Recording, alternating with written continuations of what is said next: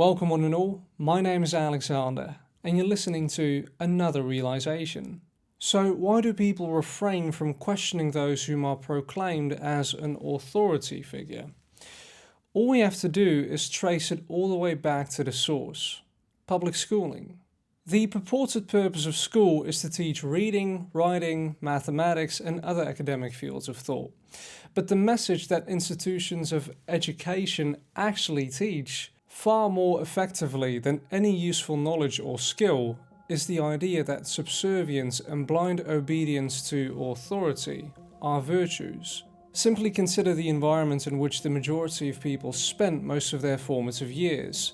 Year after year, students live in a world in which they receive approval, praise, and reward for being where authority tells them to be, when authority tells them to be there. They receive disapproval, reproach, and punishment for being anywhere else. This includes the fact that they are coerced into being in school to begin with. They receive approval, praise, and reward for doing what authority tells them to do. They receive disapproval, reproach, and punishment for doing anything else, or for failing to do what authority tells them to do. They receive approval, praise, and reward for speaking when and how authority tells them to speak, and receive disapproval, reproach, and punishment for speaking at any other time, in any other way, or about any subject other than what authority tells them to speak about, or failing to speak when authority tells them to speak.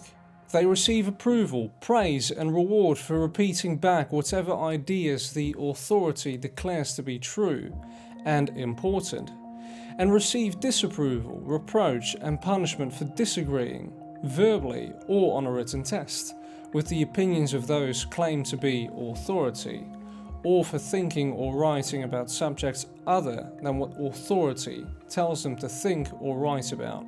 They receive approval, praise, and reward for immediately telling authority about any problems or personal conflicts they encounter, and receive disapproval, reproach, and punishment for trying to solve any problems or settle any disagreements on their own.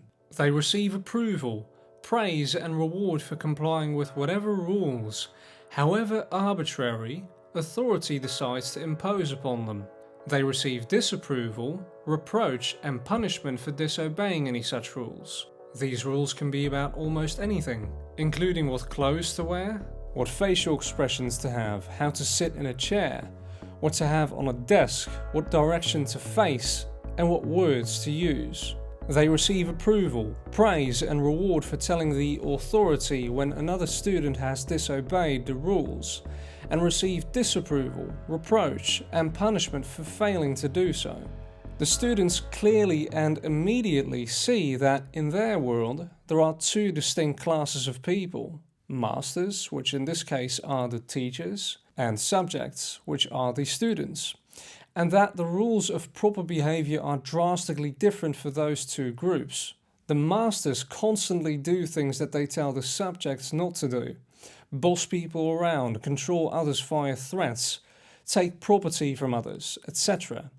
This constant and obvious double standard teaches the subjects that there is a very different standard of morality for the masters than there is for the subjects. The subjects must do whatever the masters tell them to do, and only what the masters tell them to do, while the masters can do pretty much anything they want.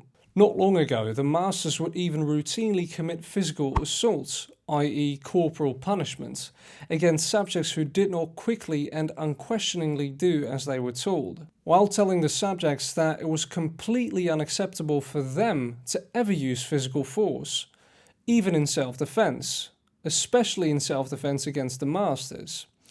Thankfully, the use of regular, overt physical violence by teachers has become uncommon. However, though the force has become less obvious, the basic methods of authoritarian control and punishment remain. Now consider why humans are so quiescent in the presence of moral relativism, when laws get repealed and made up out of nowhere and differ with location and time. At one time it's perfectly fine for you to do this, the next time it's a crime. When, as we've mentioned before, morality is objective and is not dependent upon location, time, or individual whims. Well, in the classroom setting, the authority can change the rules at will, can punish the entire group for what one student does, and can question or search any student, or all students, at any time. The authority is never seen as having any obligation to justify or explain to the students the rules it makes, or anything else it does. And it is of no concern to authority whether a student has a good reason to think that his or her time would be spent being somewhere else, doing something else, or thinking about something else. The grades the student receives, the way he is treated, the signals he is sent, written, verbal, and otherwise, all depend on one factor: his ability and willingness to unquestioningly subvert his own desires, judgments, and decisions to those of authority. If he does that, he is deemed good. If he does not, he is deemed bad. This method of indoctrination was not accidental.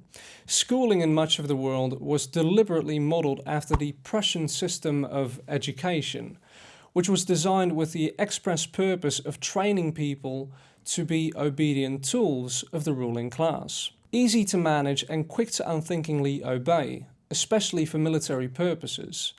As it was explained by Johann Fichte, one of the designers of the Prussian system, the goal of this method was to fashion the student in such a way that he simply cannot will otherwise than what those in authority want him to will. All the time, the system was openly admitted to be a means of psychologically enslaving the general populace to the will of the ruling class. And it continues to accomplish exactly that, all over the world. The reason most people do whatever authority tells them to do, regardless of whether the command is moral or rational, is because that is exactly what they were trained to do. Everything about authoritarian schooling and authoritarian parenting, even the modern version that pretends to be caring and open-minded, continually hammers into the heads of the youngsters the notion that their success, their goodness, their very worth as human beings is measured by how well they obey authority. It is commonly held that unless children are taught to respect and obey authority, they will be like wild animals, stealing, assaulting, and so on. But being obedient in and of itself merely means that instead of the individual using his own judgments, he will defer to the judgment of those who seek and acquire positions of power. Some of the most immoral, corrupt, callous, malicious, dishonest people on earth. Training people to be merely obedient only prevents animalistic behavior if the supposed authority does not itself condone and command theft and assault, as every government in history has done in the name of taxation and law enforcement. Obviously, teaching obedience does not help civilization if those giving the orders are commanding the very behaviors that harm society, acts of aggression against innocents. The idea that widespread subservience is good for society rests upon the patently false assumption that people in positions of power are morally superior to everyone else. It should be self-evident that having most people disregard their own consciences, instead entrusting politicians to make their choices for them, is not going to make society any safer or more virtuous. Instead, it will simply legitimize the very acts that interfere with peaceful human coexistence. Consider the analogy of a robot, which is programmed to do whatever the owner tells it to do, whether productive or destructive, whether civilized or aggressive. This is akin to a child learning to respect authority. Whether the obedient robot or child ends up being a tool for destruction and oppression depends entirely upon who ends up giving the orders. If, instead, children are taught the principle of self-ownership, the fact that every individual belongs to him or herself, and therefore should not be robbed, threatened, assaulted, or murdered, then the supposed virtue of obedience is completely unnecessary. Consider which one of the following is more likely to lead to a just, peaceful society. Billions of people being taught the basics of how to be moral human beings, the principle of non-aggression, or billions of people being taught merely to obey, in the hopes that the few people who end up in charge will happen to give good orders. If there is any difficulty imagining what would happen in the two scenarios, one need only look to history to see what has happened. Though many imagine teaching obedience to authority to be synonymous with teaching right and wrong, the two are actually opposites. Teaching children to respect the rights of every human being and teaching them that committing acts of aggression is inherently wrong is very important. But teaching them that obedience is a virtue and that respecting authority is a moral imperative will make them grow up to either advocate widespread large-scale aggression or to participate in widespread large-scale aggression. Every statist does one or the other, or both. In fact, teaching obedience dramatically hinders the social and mental development of children. After having grown up in a situation where they were controlled by others, rewarded for obedience and punished for disobedience, if they ever escape that situation, they will have had little or no training and little or no experience or practice in how to think and act from morals and principles, having never exercised their individual judgment and personal responsibility, knowing only how to do as they are told. They will be like trained monkeys that have escaped and have no way to cope with a life of freedom. If their upbringings have been molded mainly by controlling authority figures, people become existentially lost if that control vanishes. In short, people trained to obey authority do not know how to be independent, sovereign, responsible human beings, because all their lives they have been intentionally and specifically trained not to follow their own consciences and not to use their own judgment.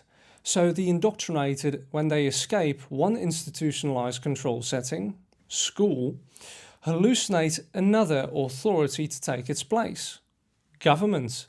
The escape monkeys simply build a new cage and eagerly jump into it because that is all they know and all they have ever known. In a world without the authority myth, on the other hand, children could be taught to be moral instead of merely obedient.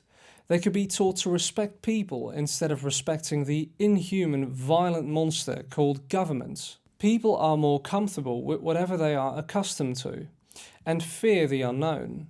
People are so attached to whatever is familiar to them that even those who live in very high crime areas or war zones rarely leave the world they know to search for something better.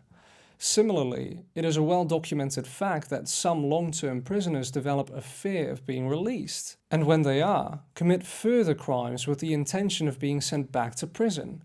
Even slaves can exhibit a dread of being freed. This is because the life of a prisoner or a slave, though not likely fulfilling, is predictable, and imagining a new drastically changed life in a strange place among strangers with all of the related uncertainties. How will I eat? Where will I live? What will it be like? Will I be safe? Scares almost everyone, because people crave the comfort of certainty. So it is when most people contemplate human society without a ruling class. The concept is so foreign to everything they have ever known and ever thought about, and everything they were taught is necessary and good, that they hardly know how to begin to imagine it.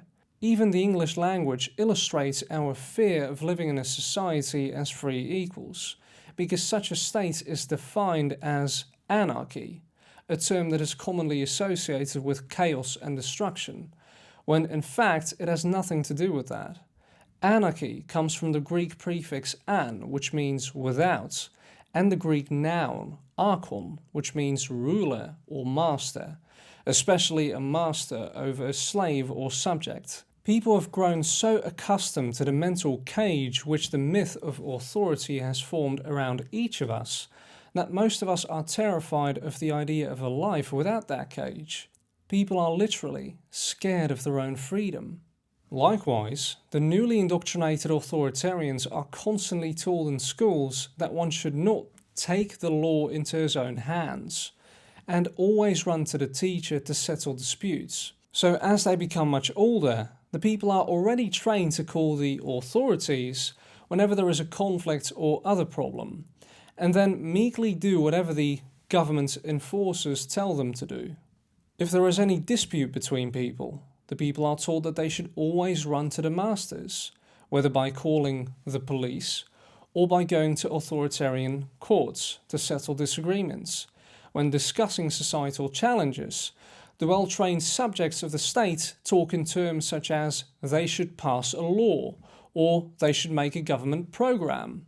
They view their lives as part of a giant centralized master plan, so it logically follows that if they want their lives improved, the solution is to petition the planners to change the plan by lobbying, petitioning, campaigning or protesting.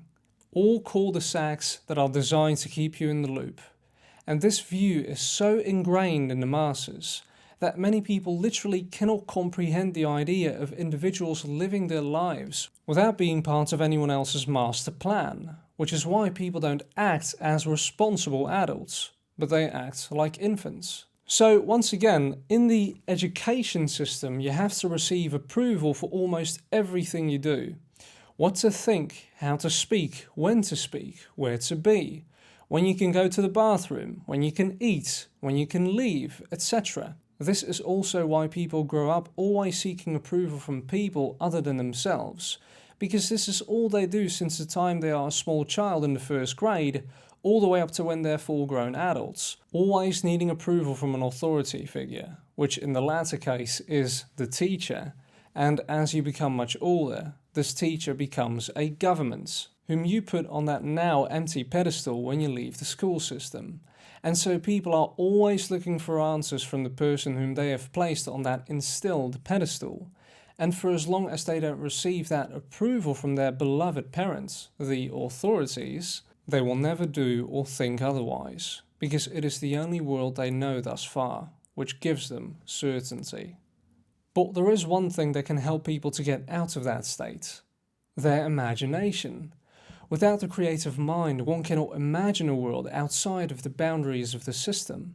Imagine a world without governments, controls, borders, and authorities, which is why the curriculum of modern education is largely focused on the facets of the left brain hemisphere, with the subjects being mainly mathematics, language, chemistry, etc., which are important subjects, but they minify creative skills like music and arts.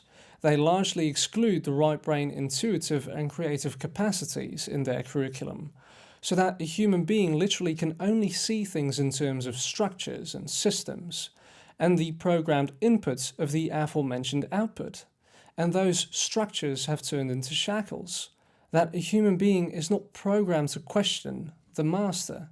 Only when the voice of truth can become so widespread that it will gain traction in the minds of people, then imagination can be guided in the individual, so that he or she starts to think for him or herself, as well as by learning how to think, how to know and discern truth from falsehood, by learning the trivium, which is and never will be taught at regular public schools, for the exact reason that it will give the pupil a tool set with which he or she can discern truth from lies and unreality, that this system is so replete with, and that is the last thing they want. When human beings come into the world and explore the things around them, they initially can't make sense of the things they see, without having to discover all of it over again, which is why we now have information. We have a repository of data with which we explain the things around us. The problem is that there isn't much, if any, rapport when it comes to that information you're receiving from all sides. One fraction says this, the other fraction says the other. So, and if you go through that education system where you aren't taught to discern truth from falsehood, you are not being taught how to filter information, but to merely unquestioningly believe the fraction which presents itself as the appointed authority of the day. So you can see why most people will side with the authority. As I've said before, the education system doesn't teach you how to make your own conclusions, how to fill in those blanks. They are telling you what your conclusion should be because they declared it to be so.